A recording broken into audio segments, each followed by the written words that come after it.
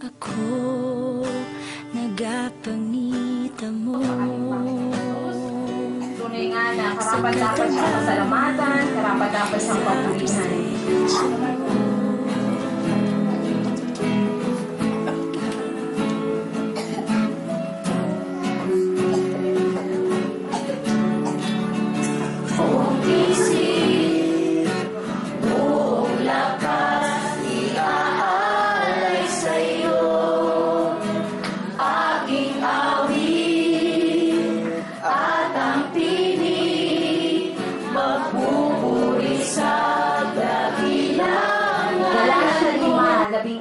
Hanggang 26. Ang Espiritu Santo ug ang tawhanong kinaiya. Kini ang akong isulti kaninyo. Pahariya ang Espiritu sa inyong kinabuhi ug ayaw tumani ang mga tinguha sa lawas. Amang banal, maraming salamat sa umagang to. Lord, ano man yung uri na pagbabasa namin ng iyong salita, naniniwala kami na makapangyarihan pa rin ito, Panginoon. At Lord, ang salita mo lamang ang tanging katotohanan ng aming buhay. Dahil ikaw ang katotohanan, Panginoon. Ikaw ang tanging daan ng aming kaligtasan. Maraming salamat, Lord. Dahil sa pagtanggap namin sa iyo, at Lord na natanggap namin ng Espiritu Santo. At sa puso ko ngayon ay laging may bagong awit na pagpupuri sa'yo. Lord,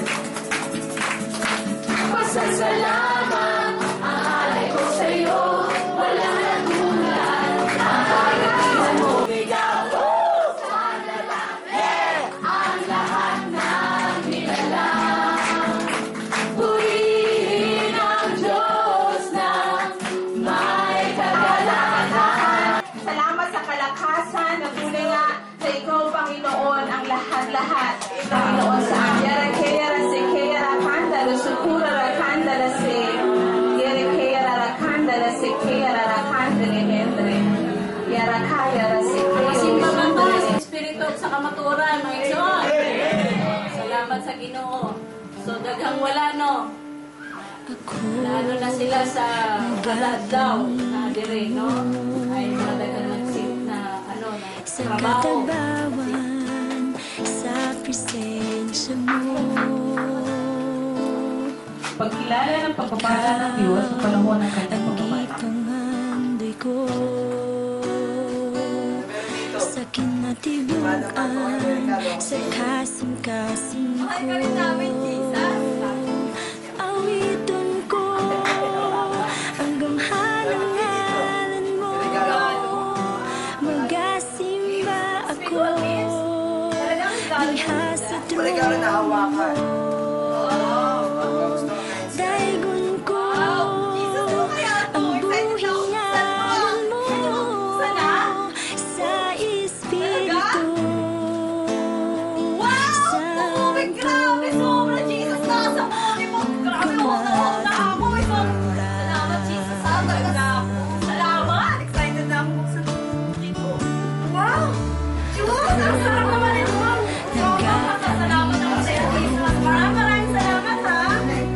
Pagkilala ng pagpapala ng Diyos sa panahon ng kanyang pagpapala. Paano tayo magpasalamat sa Diyos?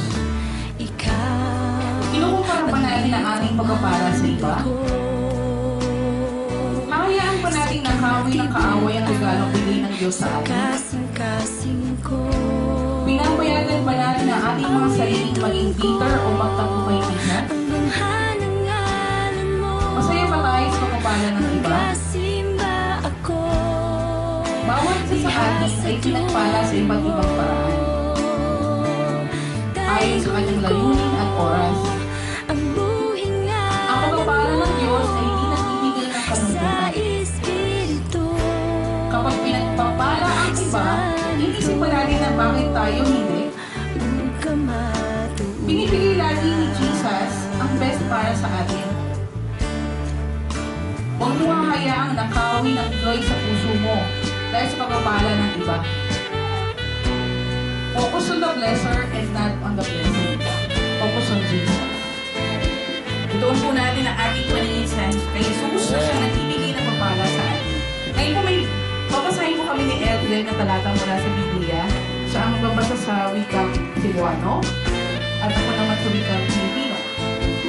Mga igsuon, buhat namo nga masayod kamo nga nahimo sa grasya sa Dios dito sa Iglesia sa Macedonia. Ibig kong ibalita sa inyo, mga kapatid, ang nagawa ng pag-ibig ng Diyos sa mga iglesia sa Macedonia. Sa umaga nito ay makikinig tayo ng salita ng Panginoon.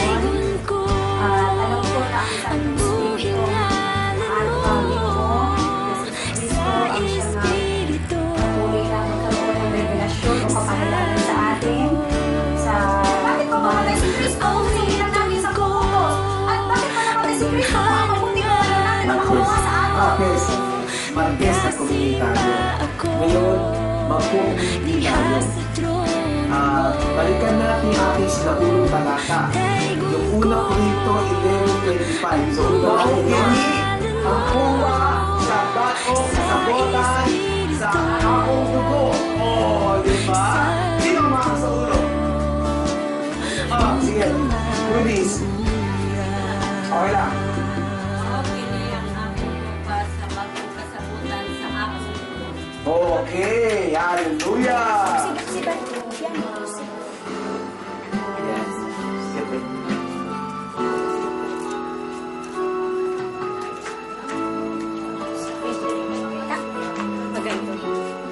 Dito sa ano? Dito po ano? Dito. Si Pastor May. Si Pastor Bradley. Nagain.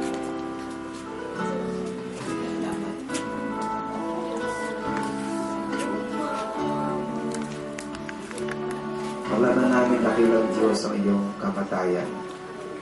Maranatha. Si Risa, si Trudis, at kahit wala man dito, Panginoon, si Susan Gador, dalangin po namin na mga kabayan ito, tunay na katabang talaga sa iglesia ito. At Panginoon, kasama rito na sila binibigyan mo ng kalakasan ng katawan. Kalakasan ng katawan dahil hindi nila magagawa maglingkod kung wala yung lakas na galing sa iyo.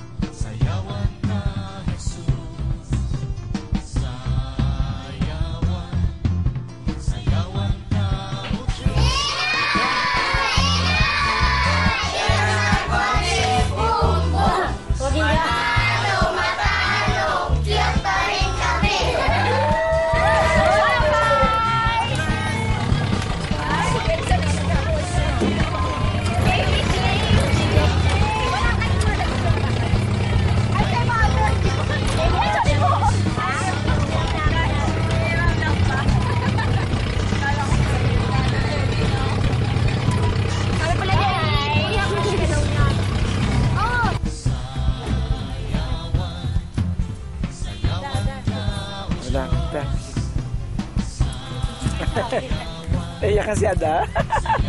Iyak si Tungdang? It's okay, nak. It's okay. It's okay. Iyak pero guminda siya.